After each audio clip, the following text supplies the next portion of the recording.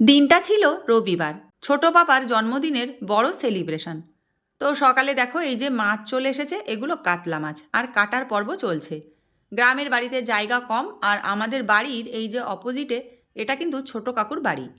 এখানেই খাবারের প্যান্ডেলটা হয়েছে। আর 750 লোকের আয়োজন, তো প্যান্ডেলটা একটু বড় তো লাগবেই। আর ওই যে দেখো অরেঞ্জ বাড়িটা, ওটা কিন্তু আমাদের বাড়ি। তো এই যে এখন ডেকোরেশনের কাজও চলছে। খেতে চলে এলাম সবাই মিলে। আর সকালের খাবারটা এখানেই খেতে হবে। এটা দেখো ছোট কাকুর গ্রামের বাড়ি, তবে কাকু থাকে কল্যাণী। আর কলকাতা কাকুর ফ্ল্যাট রয়েছে। আবার এটা গ্রামে বাড়ি করেছে, তো এটা ইনকমপ্লিট রয়েছে। মেনুতে দেখো রয়েছে বেগুন তেল, মুগ ডাল, ভাত, এটা পুঁইশাকের চচ্চড়ি। জামাইরা খেতে দেবে আজ।